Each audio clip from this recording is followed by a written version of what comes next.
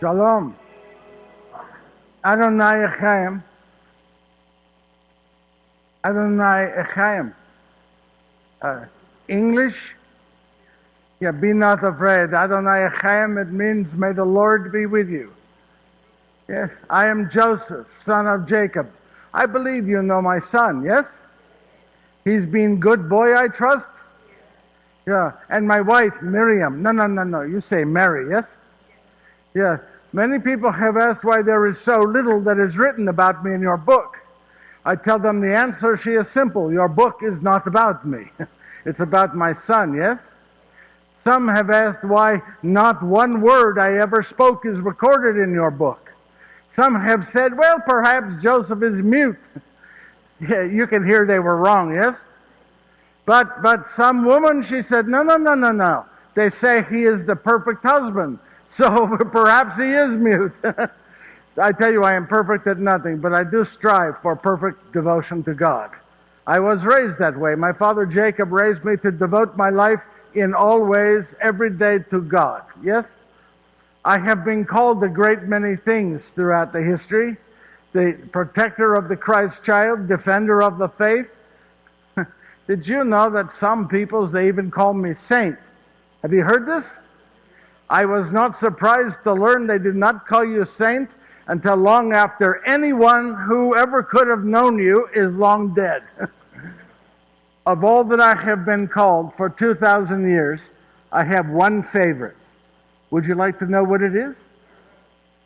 Papa. Papa. Would it surprise you to know he calls me Papa to this very day? Yes. And I want you to know he said Papa long before he ever said Mama. No, very bright child he was, yes? Well, I was raised born in Bethlehem, but my father moved us when I was young to Nazareth. My two older brothers, they stayed in Bethlehem with their family, but I was moved to Nazareth where I was raised. And that is where I met Mary. We were children together. We would laugh. We would come together for the fiestas. And may I tell you something of Mary? Mary had a smile that whenever she would walk into a room, the room would light up. Have you known people like this? That's my Mary, yes. May I tell you something else about her? You must promise me you will never tell her what I tell you, yes? She loves to laugh. Mary loves to laugh. I believe with all my heart that our son Jesus, he loves to laugh. He learned from his mother, yes? But she had a laugh that when she starts to laugh, she can't stop laughing. It's uncontrollable. She laughed, could not stop. She tried to stop, tried to breathe, can't stop laughing. And I used to use it when she was angry at me. I know, yes, I know. I know you're saying to yourself, how could anyone ever be mad at you, Joseph? I know. But if she was angry at me, I would make her laugh. And then she would laugh and couldn't stop laughing. She laughed so much she forgot why she was angry at me. It's smart, yes? No, because then she was angry at me for making her to laugh. So I think I lost both ways. I think it was at a funeral. Yes, the funeral for my mother, that I realized that Mary was to be very special to me. I remember I was standing there in my father's house. Many people were coming to pay the respects, and I'm standing. I am a man now. In my day, you are a man at 13, yes?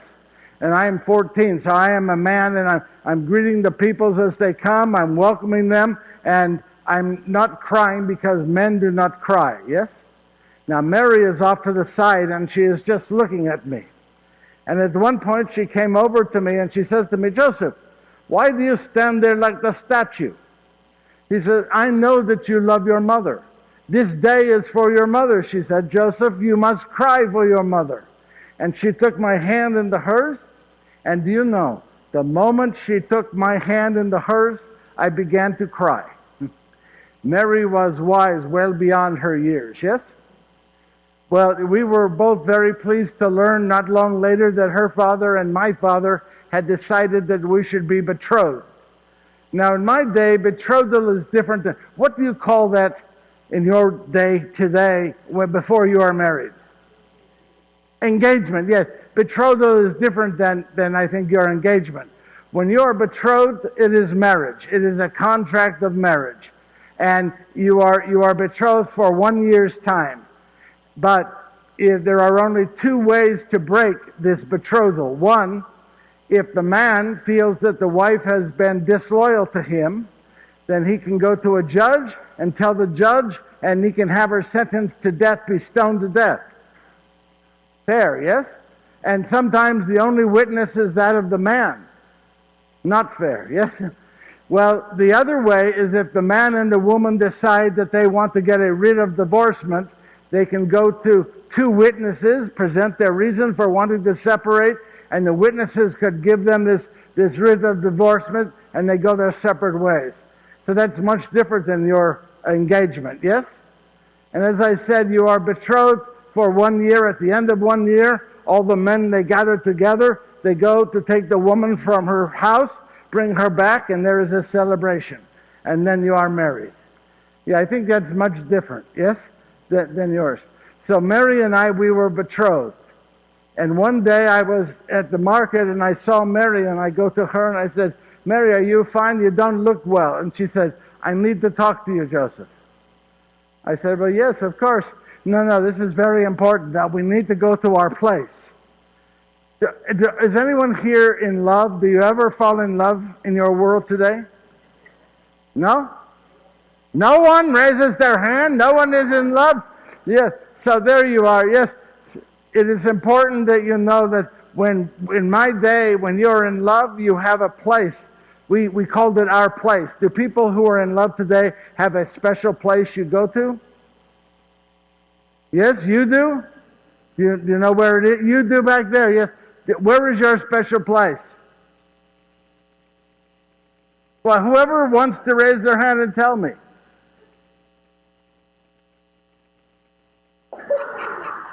What did she say? The bedroom. I'm not going to talk any more to you tonight, okay? Because I'm afraid of where it might go. Mary and I, our place was on the side of the hill. We had some rocks. And we believed that when we would go to this place, we could see all of Galilee.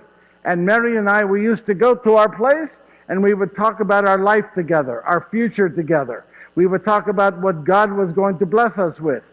You apparently don't do that sort of thing anymore, but that's what we used to do. And this was our place.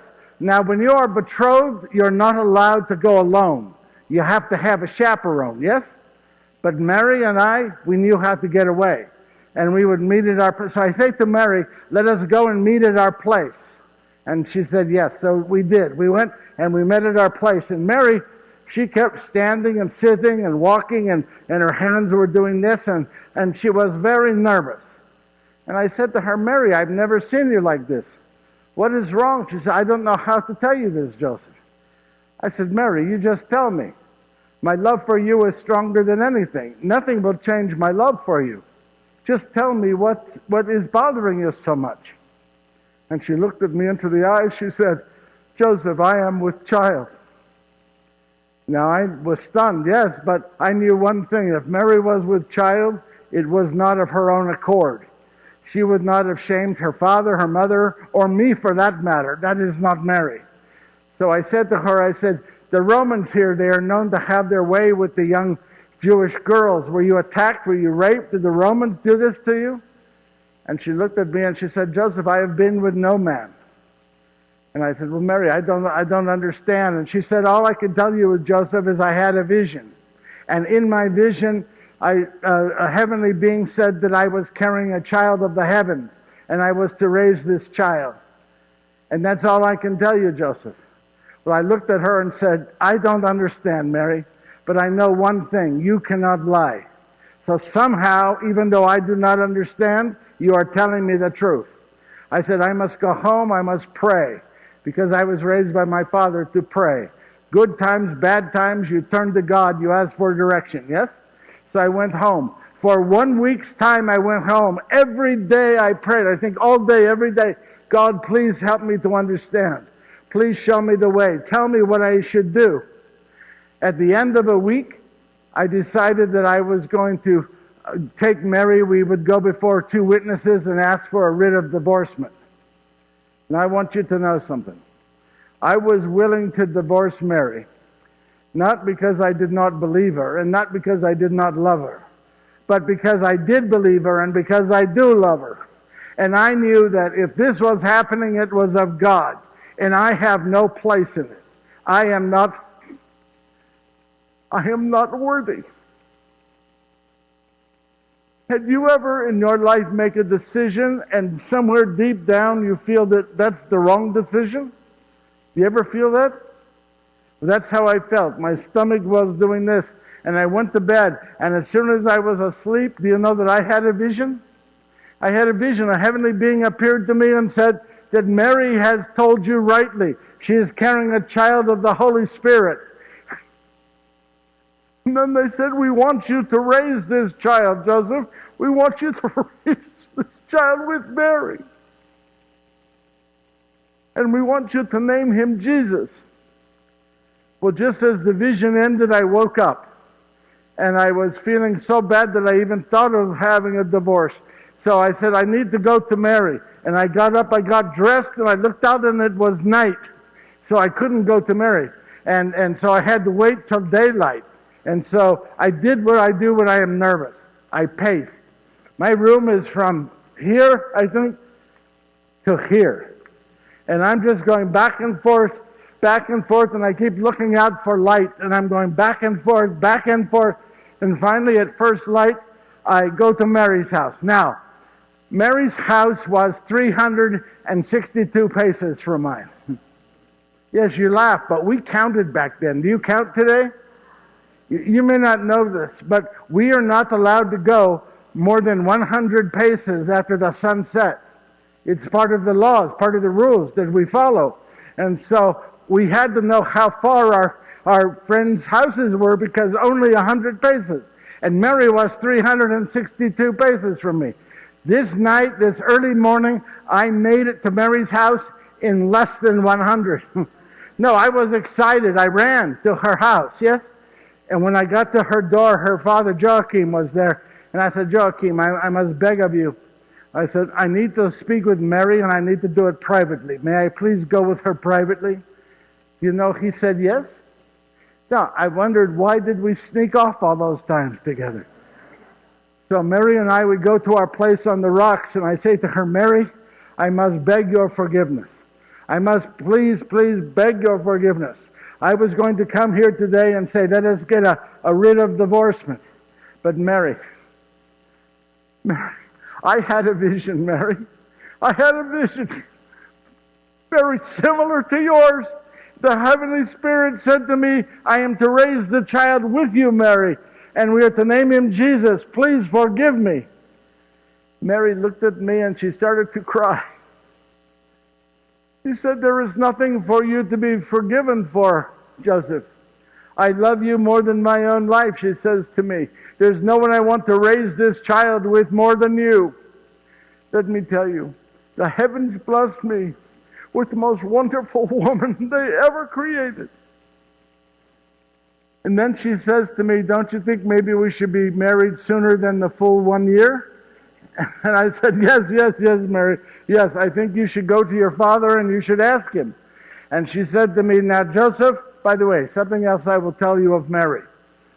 When she wanted to make a point, she would say to me, now Joseph. Whenever she said, now Joseph, I knew I was in trouble. And she said to me, now Joseph, you are the man. You go to my father. You ask for the permission. I said, yes, of course. So I went to her father. I said, Joachim, I'm going to beg this of you. Mary and I, we discussed it. We would like to be married sooner and not wait the full 1 year. You know, he said yes. He must have had a vision of his own, yes? And so the day came. All the men, they gathered together. They come to my house. We parade down from my house to Mary's house. I take Mary from her family back to my house. We celebrate for 1 week's time. And then we are married. Praise to God, yes? Well, yes, thank you, yes.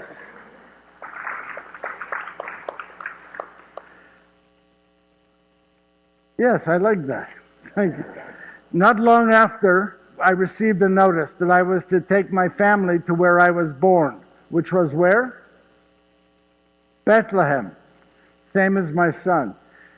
So I said to Mary, we have to go to Bethlehem. I received a letter that they're having a census. We have to go to register. But I said, Mary, I thought about this, and I decided we're not going to go. It's a long distance. It's 100 of your miles from where we lived all the way to Bethlehem. And I said, the weather is bad, the roads are bad, and you are a very... I never understood that word very. No, you are either pregnant or you're not. Am I right? But Mary was a lot pregnant. So I say to her, I said, I decided, I'm the man. I decided we are not going to go to the census. And she looked at me. She said, now, Joseph, I knew I was in trouble. She said, we are Jews, are we not? And I said, yes, of course, Mary, we are Jews. She says, and as Jews, we follow the laws of Moses, the Mosaic laws. And I said, yes, Mary. And the Mosaic laws tell us that we must follow the laws of the land. Is that right? I said, yes, Mary, that is right.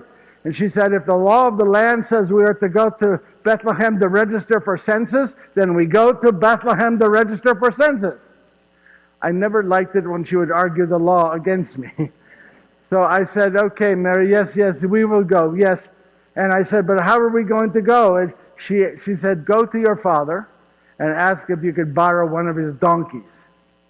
You see, we were very poor. We had next to nothing. All our life we had next to nothing.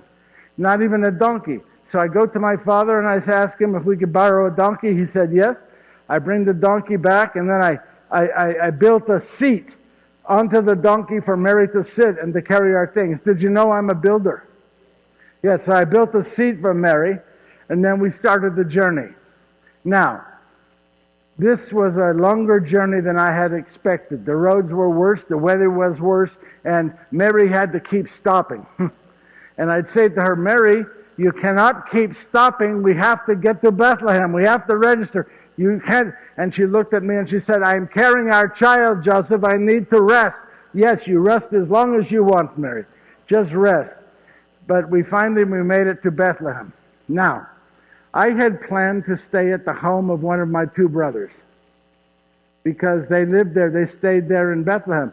And there was no room. All the family had come in to register, so they had no room. Their house was filled. And so one of my brothers, he said, there is an inn on the other side of Bethlehem. He told me how to go there. So Mary and I, we get back out to the donkey, and I said, Mary, I promise it won't be much longer. We will find a place to sleep tonight. And so she gets back up onto the donkey, and we start to leave. But Mary is tired of riding on the donkey. So she keeps getting off the donkey. And I say to her, Mary, you must get up and stay on top of that donkey or you're going to be hurt. You see, Bethlehem normally has 200 or 300 people. Because of the census, there are a few thousand. And so I said, Mary, they will push you, they will jostle you, they will knock you to the ground. You must get up and stay on top of the donkey. I remember this for one good reason. I believe it is the only time or last time in our marriage that she did exactly what I asked her to do right when I asked her to do it. And she said, yes, Joseph, I will. And so we made our way through Bethlehem. We arrived at the inn. And I said, please, Mary, just a while longer, stay up onto the donkey. And I went into the inn. There was a man. I said to him, we have traveled a great distance. We need a room. And he said, I'm sorry, I have no room. I said, well, my brother, he lives here in Bethlehem. He said that you would have a place for us. He said, normally I would, but we don't have room for you. I have no room. And so I said to him, please, we've traveled all the way from Nazareth in Galilee, many miles. We need a room, a place to stay. And he said, if I had room, I would give you a room. And I said, there's my wife out there on the donkey. I said, she's very... That's when you say very. Now, when you are negotiating, yes? I said, she is very pregnant. And he said to me, if I had a room, I would give you a room. I don't have a room. I said, yes, I understand. Yes, thank you. And I'm turning around to leave. And I'm thinking to myself, what am I going to say to Mary? I told her we would have a place to stay this night. And so what am I going to say? And I'm thinking, and just as I'm about to leave, praise be to God, this innkeep must have had a vision of his own. He said, just a minute. He said, I don't have a room, but I have a cave behind the inn where we keep the animals. You are welcome to stay there to get out of the weather. You can go there and stay there. Let me tell you, I know that for 2,000 years, many people have been saying very nasty things about this innkeep. Am I right? Stop it. It's not his fault. It's not his fault. There were so many people in Bethlehem. It's not his fault I was so late I could not stay with my brothers. It's not his fault. In fact, that very night, Mary and I were going to bed. We looked at each other and we asked God's blessings on that innkeep. He didn't have to provide a place. We have friends back in Nazareth who live in caves. So this was wonderful for us, yes? So remember him in your prayers, the innkeep, yes? So we fall asleep. In the morning, I wake up. Do you know what Mary was doing? She was cleaning. This is a cave where the animals are. And here's Mary up, pregnant, and she's cleaning. She's moving these animals over to here, these animals over to here. She goes and gets the trough where the animals eat, brings it over, takes out the old hay, throws it away, goes and gets new hay, puts it in, then goes and gets one of my tunics, my best tunic. I only have two, and puts it onto the trough on top of the hay. And I look at her and I said, Mary, what are you doing? That is my best tunic. And she said, Joseph, if you're not going to help, just stay out of my way. I had never seen Mary like this before, so I was happy to go. And I went outside. A short while later, she calls to me. She said, Joseph, come quickly. And I ran back in and I said, yes, Mary, what is it? She looked at me. She said, it's time. I said, oh, time for what? Well, I'm 19 years of age. What do I know about bringing children into the world? In my day, men have nothing to do with the birth of children. Do they today? Yes? Why? Why? So I said, Mary, time for what? She says to me, I'm ready to give birth. And I say to her, I said, yes, Mary, of course, this is wonderful. This is wonderful. There, yes, that's what we're waiting for. Yes, yes. And then she says, I need help, Joseph. You need to go and get someone to help me. You may not know this. In my day, childbirth is the number one cause of death for young girls. So at home, back in Nazareth, there would have been friends of hers or her mother that would have helped her to bring the child into the world, to birth the child. Here, there was no one. And I could go to my brothers, but it was too far, the other side of Bethlehem. So I said, what do you want me to do, Mary? She said, go to that innkeep. He was so wonderful to provide this place. Maybe he knows of someone to help. So I said, yes, Mary. And I went and I went to the innkeep and I said, you gave us the place to stay. You saw my wife. She's ready to give birth. I need help. He said, there is a young girl. And he went and he got her, brought her back. I took her to Mary and I said, Mary, this young girl has had experience. She's here to help you. And Mary said, good, thank you, Joseph. Now leave. That was twice in one day I was sent out. But I was happy to go. And so I'm outside, and I'm getting nervous. I thought this was going to be fast. But it took a couple of hours, I think. And I'm walking. But what did I tell you I do when I'm nervous? Yeah, and so I'm outside the cave entrance, and I'm pacing back and forth. The other thing I do when I'm nervous, if I see a piece of wood or a stone, I pick it up. And I begin to carve on it. It takes my mind off of what's wrong. And I'm carving on this piece of wood. Back and forth, back and forth. And after some time, I had carved this. How do you say it? Whistle, yes? And I decided that this was going to be the very first gift that I give to my son, yes? And as I am here admiring my good work, I heard the most beautiful sound I ever heard in my life. I heard my son scream. And Mary calls to me. She said, Joseph, come in now. And I ran back in, and I was there in time to see the young girl cutting the cord. And then I saw she took my son and put him onto the table, and she put salt onto the body. That's what we do in my day to protect the skin. We rub it with salt. And then she goes and gets a linen, and she wraps him. But she's wrapping him too tightly. And I said to her, I said, excuse me. I said, you are wrapping him much too tightly. He won't be able to breathe. And she looked at me and she said, oh, how many newborn babies have you wrapped in your life? And I said, none. And she said, then let me do what I know how to do. This was not my best day with women. I just want you to know this. And I said, fine, fine. So she wrapped him, and then she went to hand him to me. And I said, no. What do I know of holding a baby? I said, please, to Mary. So she takes our son, hands him to Mary. To this very day, I see this in my mind's eye. It is the most beautiful sight I've ever seen in my life. My wife is holding our new child. And I am just sitting there and looking, and I can't even say a word. And so finally Mary says, Joseph, you must tell this girl thank you so she can go home. I said, yes, Mary, of course.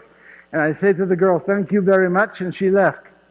And then I just sat down next to Mary. Mary is holding our son, and I am just talking with her. She's talking with me.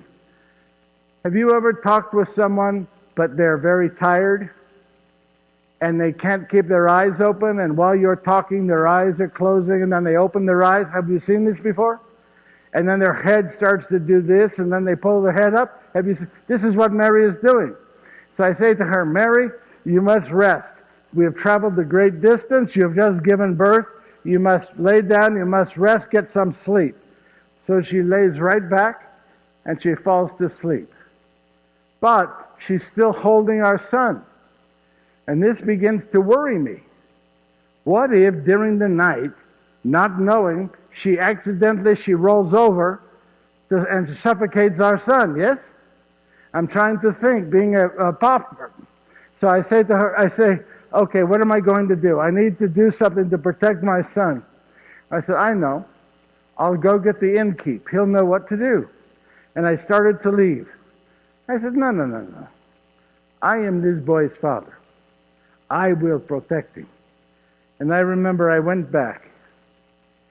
And I knelt down before my wife and my newborn son, and I picked up my son for the very first time.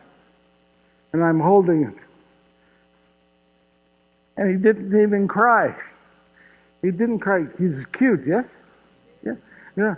First thing I did was I pulled back that linen. No, it was too tight. I could tell his face was blue. And the moment I pulled the linen back, his little hand came up. Cute hand, yes? Did you know that a newborn baby has nails? I did not know this. He had the best looking nails I think I've ever seen in my life.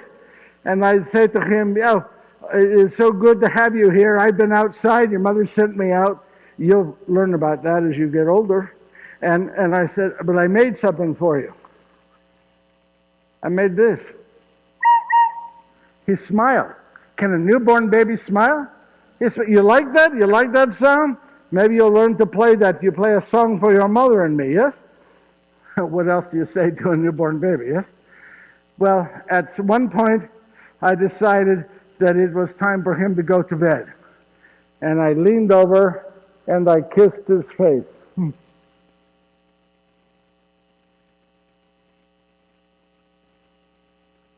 I didn't even think at the time I was kissing the face of God. I take those little hands and I kiss those hands. And they start to go into my mouth. I said, no. And so I take him over and I go to the trough. Now it doesn't matter to me. It's my best tunic. And I take and I put him onto the trough and cover him up. And I stand back. I look at them both sleeping. And then I lay down and I go to sleep. It was the best day of my life. Early in the morning, we were awakened. There was noise. People came into the cave. They did not ask. They did not say hello. They just walked right into the cave. These were shepherds. And I said, what are you doing here? The innkeep says we can sleep here. You woke us up. My wife gave birth. And they said to me, you won't believe this. They said, we know. They said, we were out tending our flocks and the angels in the sky. They said we must follow them because this night the baby has been born. And they led us right to your house. And they came in, they started to say prayers. Let me tell you, you put yourself in my position. People you don't even know are telling you that the heavenly beings are sending them to see your son. And so they left and we got up on the 8th day in accordance with our law is the day of circumcision and naming. And I performed the ceremony and I named my son as I was instructed, Jesus. The 40th day is the day of presentation at the temple. And I took Mary and Jesus to the temple in Jerusalem. And you know, just as we were walking up the steps, this old man comes over. He doesn't look at me, he doesn't look at Mary. He's just looking at our baby. And he sees our baby's face. And he shouts, he says, this day the prophecy has been fulfilled. And I said to him, what are you talking about? He said, many years ago he was told he would not die until with his own eyes he sees the Messiah. He says, this day that prophecy is fulfilled. I learned his name was Simeon. You know that a woman, Anna, came and did the same thing. So this was amazing to Mary and I. We did not know what to do. So we took him home. We went back home to Nazareth and we settled into our house. And every year on Passover we would make the journey from Bethlehem from Nazareth to Bethlehem to go to the temple. On the second year of Jesus, we decided we'd go from the temple in Jerusalem to visit my brothers in Bethlehem. And while we were there at one of my brothers' houses, we heard a lot of noise outside. Jesus is on the floor, he is playing, I'm with him, Mary's in another room, and all of a sudden these men, I could tell they were very wealthy by how they were dressed. And they come right to the door, they look in, and you know they walked right in? They walked right into the house, they saw Jesus, and they laid down right on their stomachs, right in front of our son. And I'm looking at them, and I said, what is this? Who are you? And all of a sudden, Mary comes out. And she says, Joseph, what is this? What is going on? I said, I was just trying to find out, Mary. And they said to me that they have been traveling for 1,200 miles from the east just to come to see our son. Can you believe this? They were following a star, and they told their slaves to bring in these gifts. And they brought in 3 gifts. One brought in gold, one brought in frankincense, another brought in myrrh. And I'm looking at this, they're setting these gifts in front of Jesus. Mary looks at me and she said, Joseph, tell them we cannot accept those gifts. They're much too valuable for us. I said, well, Mary, they're not for us, they're for Jesus. And she said, now, Joseph, I said, fine. I said, I'm sorry, we're very modest people. We cannot take those gifts. You must take them away. We cannot take them. And they said, you must take them. We've traveled this great distance just to bring them to you. So they left the gifts, and as they were going, they told us that the king, Herod, wanted our son dead. And so we had to be very careful with our son. That night when we were going to bed and we were saying our prayers to God, I asked God, I said, was there any truth in what they said? Does Herod the king want to kill our son? You know, I had another vision. And in that vision, I was told that I had to take my family that very night. I had to get them and go that very night into Egypt. And you know, I woke Mary. I told her of the vision. She said, there's one thing to do. Say yes to God. Let us go. And that's what we did. And we were in Egypt for 3 years. Let me tell you, it was the worst time in my life, that 3 years in Egypt. The roads were bad. There were factions that were fighting with each other. And how did I earn a living to feed my family, to take care of my family? Did you ever ask yourself that? Would you like me to tell you? Gold, frankincense, myrrh. They are very valuable, yes? Do not ever tell me that God does not provide. Even when you do not know, He is providing. He is providing, yes? I used to complain the whole 3 years we were there. I would say, I don't like this. This is bad. It's uncomfortable. And Mary would get tired of it. Then she'd say to me, now, Joseph, said, you have told me that you were named for Joseph the Patriarch from the Hebrew Scriptures. I said, yes, that's what I was told.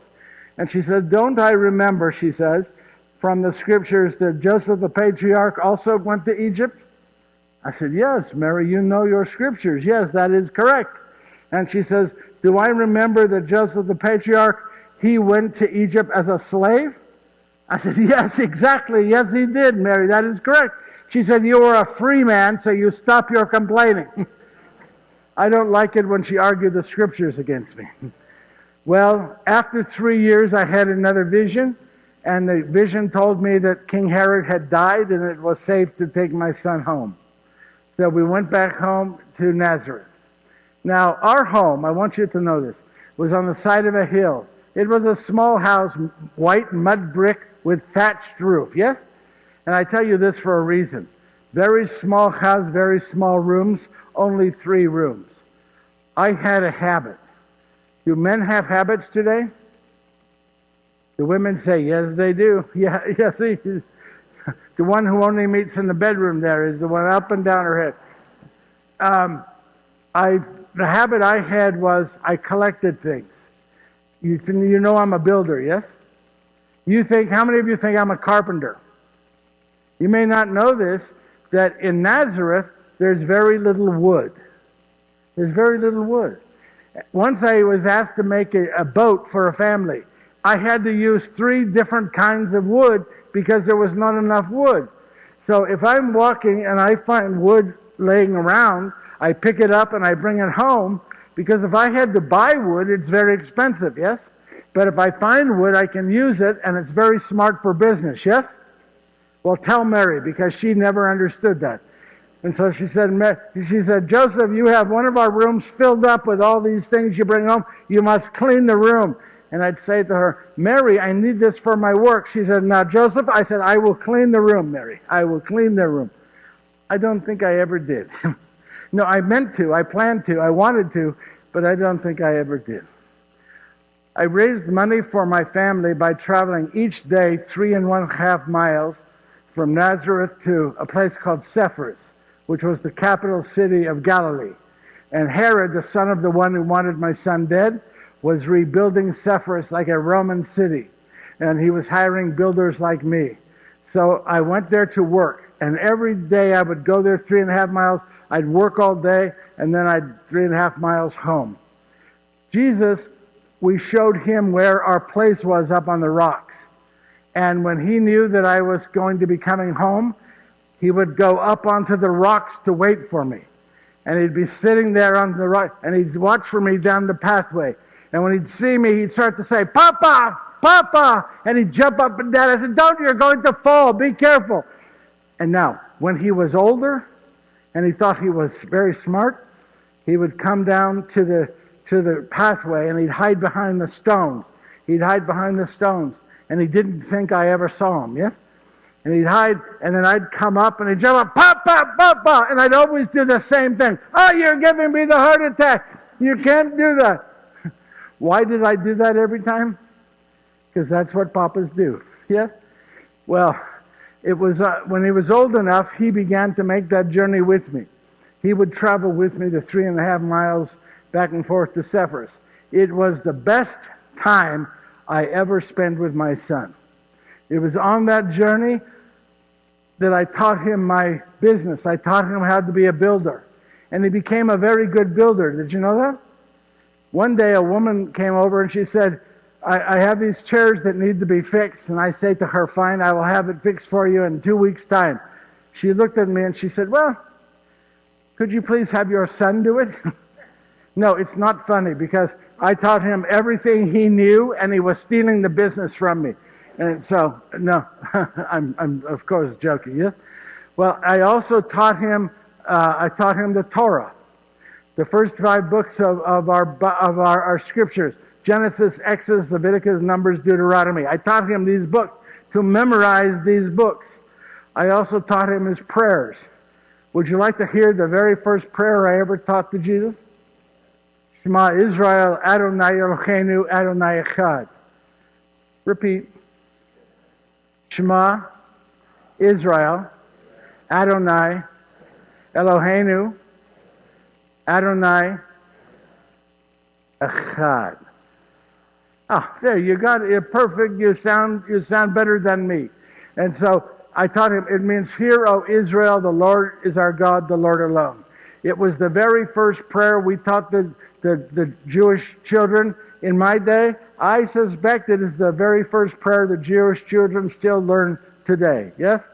Shema Israel, Adonai Eloheinu, Adonai Echad. Also, during that journey, Jesus would ask questions.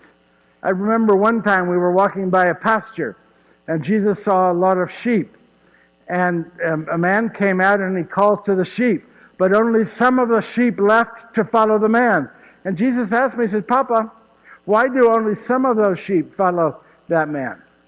And I said, "Because that man was calling his sheep, and his sheep knew his voice, and they followed him." And I said, "That's how it is with God." I said, "That's why I tell you to pray to God, to talk to God, so that God knows your voice, you know the voice of God, so that when you hear God call you, you say to God, yes." One other thing I taught him that Mary did not like. When I was trying to build something, I wanted to design it, I would go down to the dirt, because we did not have much papyrus. It was expensive to buy. And so I would, with my hand, I would draw my design in the dirt. And that's how I would decide what I was going to build. Well, Jesus started to do this. He started to go out, when he was thinking about something, he would do things in the dirt. And so when Mary saw him doing it, she got mad at me for showing him how to write in the dirt. I don't know why. It's a smart thing to do. Yes? Anyway, when Jesus was 12, we were preparing for our journey to Jerusalem for Passover. We decided he was 12. I told you you were a man at 13, yes? He was 12, almost 13. Mary and I, we discussed it. We decided this was the time we would tell him everything we knew about who he was.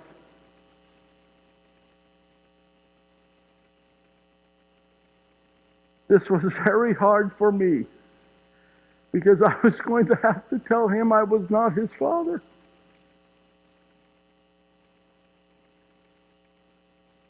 So we made the journey to Jerusalem.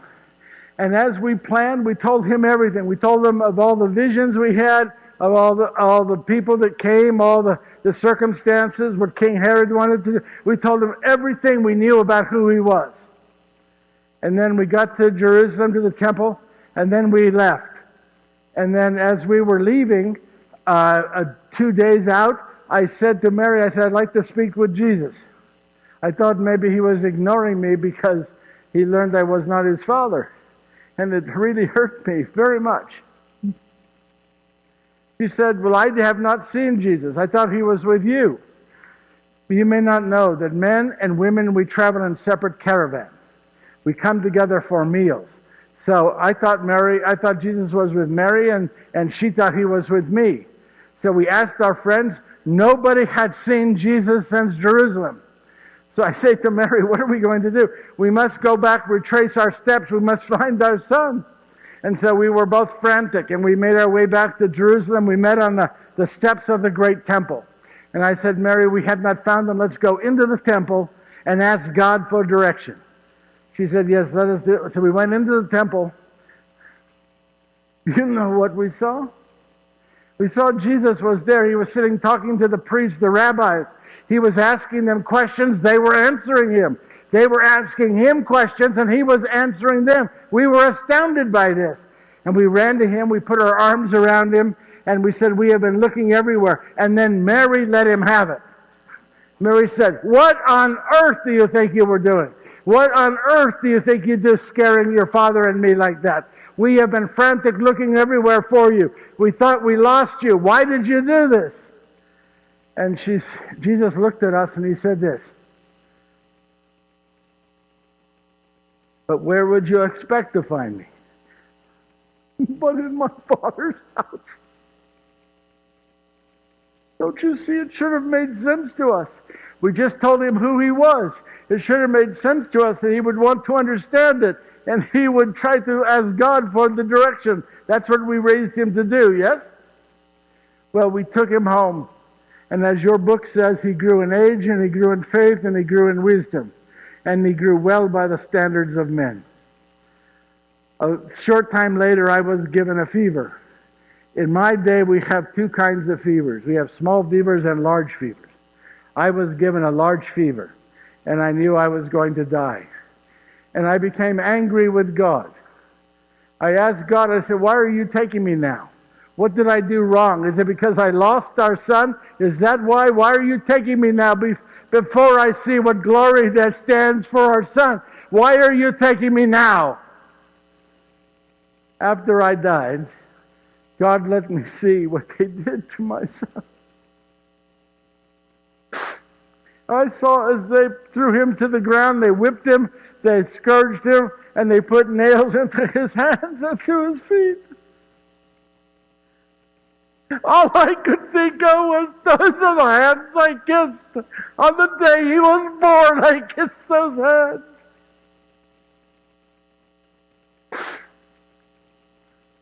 And I watched as they murdered my son.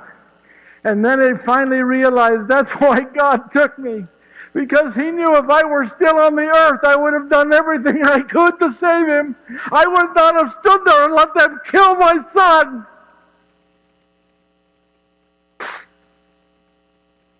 You see, God always knows the right time. We must trust God. We must learn to always trust God. God's time is the right time, yes?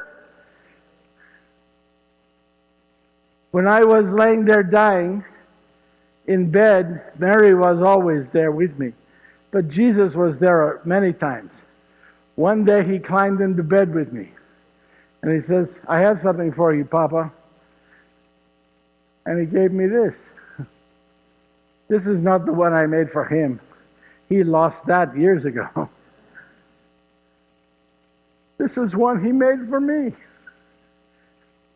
He said, "Papa, as you made a gift for me when I came into this world, I make this for you as you enter into the next." And he leaned over and he put his arms around me. He said, "I want you to know something, Papa. You are my father." You're my father. I'm going to leave you now with two thoughts. One, God spoke to me because I am his child. But you are his children. And God speaks to you. But are you listening for him? In our scriptures we have Elijah, the great prophet, goes to look for God. He's on the side of the mountain. He's looking for God in the thunder and in the lightning. But where does he find God? In the gentle breeze, the whisper, yes? You must close your mind down, turn the noise off, and listen for God. And when you hear the voice of God, say to God, yes. Say yes to God. And lastly, this, we are called a holy family. Have you heard that? But what does that mean, holy? It means set apart. This altar is holy because it's set apart for one purpose, to give praise, glory, and honor to God, yes? In my day, we have in the great temple the Holy of Holies. One room is only entered one time a year, and it holds the Ten Commandments and the Ark of the Covenant. That room is holy because it is set apart for a purpose for God, yes? If my family is holy, it is because on a daily basis, I raise them up before God. And you are called to be a holy family. So you men, on a daily basis, you raise up your wives, your children before God. You women, on a daily basis, you raise up your husbands. You know we need it. You raise up your husbands and your children before God. And you children, on a daily basis, you raise up in your thoughts, your prayers, your parents, your brothers, and your sisters before God. Yes? That is how we all become a holy family. Shalom, Adonai Echaim.